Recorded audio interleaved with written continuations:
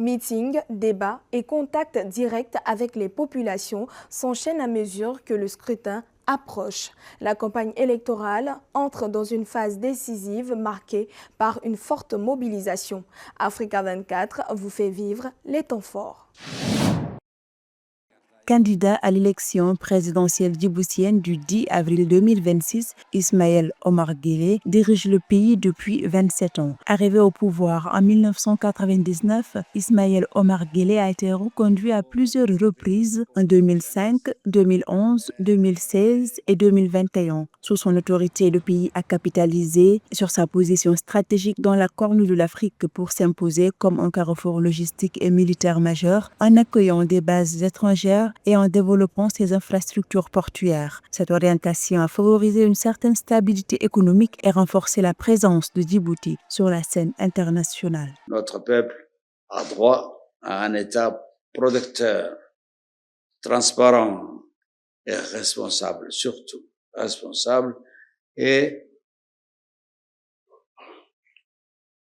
qui a de l'empathie pour son peuple, pour nos enfants, pour les plus pauvres, ceux à qui nous avons admis l'accès à l'éducation, à la santé, l'accès à sa défense. Toutefois, le bilan est nuancé par de vives critiques. Le régime d'Ismaël Omar Guelleh est mis en cause pour son rétrécissement des libertés politiques et de l'espace démocratique, ainsi que pour la marginalisation de l'opposition, rendant les consultations électorales peu concurrentielles. Cette situation est aggravée par la domination parlementaire. Son parti, le RPP, détient 45 sur 65 sièges, tandis que la coalition présidentielle UMP en contrôle de 58 au total, renforçant l'emprise de l'exécutif sur le législatif à Djibouti. Notre responsabilité d'abord est claire, protéger le pouvoir d'achat, garantir l'accès de tous aux biens essentiels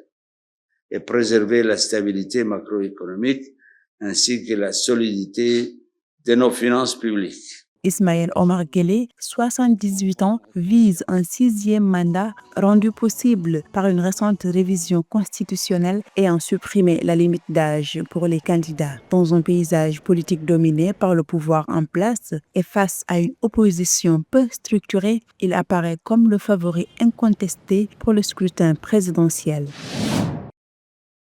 Figure politique de l'opposition à Djibouti, Mohamed Farah Samatar, candidat à l'élection présidentielle du 10 avril 2026 sous la bannière du Centre démocrate unifié, prône une rupture radicale avec le passé et propose un ambitieux pacte avec le peuple pour une transformation profonde de la société djiboutienne visant à répondre aux urgences socio-économiques et à la lutte contre la vie chère. Le CDU, nous allons construire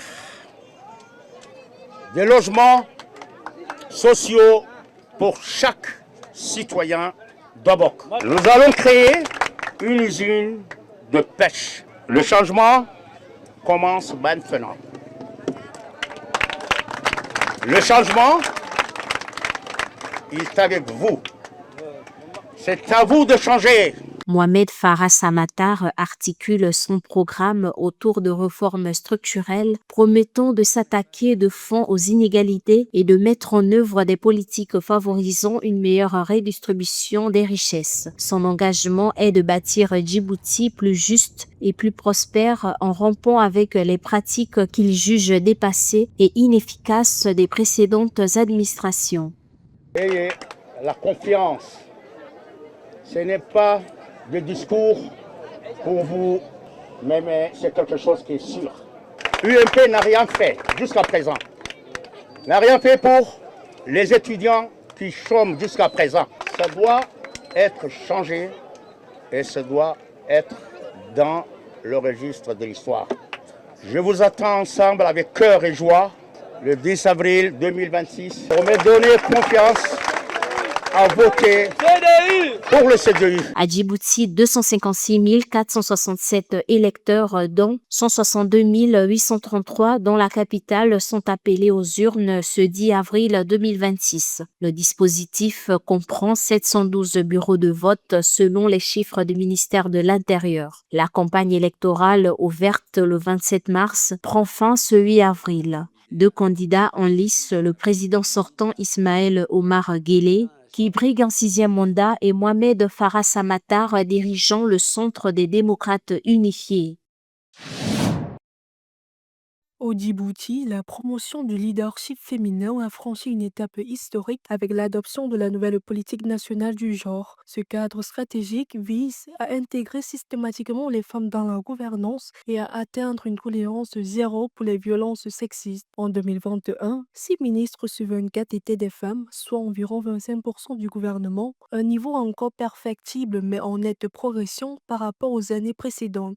Notre gouvernance en 2026, grâce à la loi sur les quotas, les femmes occupent tous les postes ministériels, des postes de parlement. La représentation nationale est bien faite. Elles siègent à hauteur de 26% et 48% des employés de l'administration publique. De plus en plus de femmes s'imposent comme des actrices clés du développement. Elles investissent les secteurs du commerce, des services ou encore de l'entrepreneuriat avec le soutien de programmes publics et de partenaires internationaux. Des initiatives portées notamment par le ministère de la Femme et de la Famille visent à faciliter l'accès des femmes au financement, à la formation et à l'emploi afin de renforcer leur autonomie économique. Les femmes représentent aujourd'hui 43%, une part croissante des petites et moyennes entreprises, contribuant activement à la création de richesses et à la réduction de la pauvreté. L'autonomisation économique est au cœur de votre vision. Nous brisons les plafonds de verre avec des métiers comme l'accès à la géothermie, au numérique. Cette dynamique se traduit par des actions de terrain majeures. Au niveau de l'inclusion financière, 73% des clients de nos institutions de finances sont des femmes. Malgré ces avancées, des défis persistent. L'accès des femmes aux postes stratégiques reste limité et les inégalités structurelles continuent de freiner une parité totale. Mais pour de nombreux observateurs, Djibouti s'inscrit désormais dans une dynamique encourageante où le leadership féminin n'est plus une exception, mais une réalité en construction. Située à 41 km de la ville de Djibouti, la capitale du pays et à 755 mètres d'altitude, Arta s'impose comme un pôle de croissance stratégique.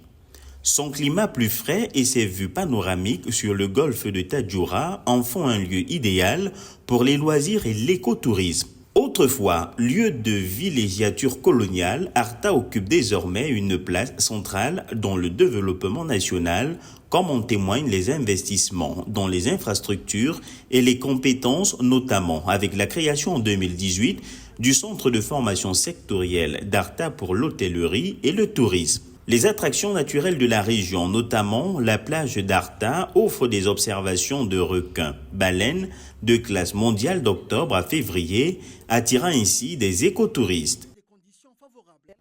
La saison chaude commence à peine et dès le mois prochain, il n'y aura plus de place pour accueillir les vacanciers qui viennent profiter du climat d'Arta.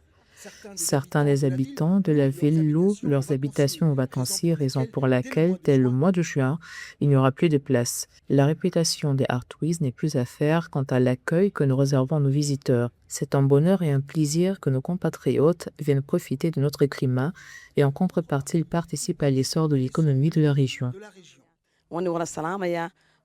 Représentant 8% du tourisme national et comptant environ 48 900 habitants, la région d'Arta joue un rôle croissant dans le programme plus large de diversification économique de Djibouti.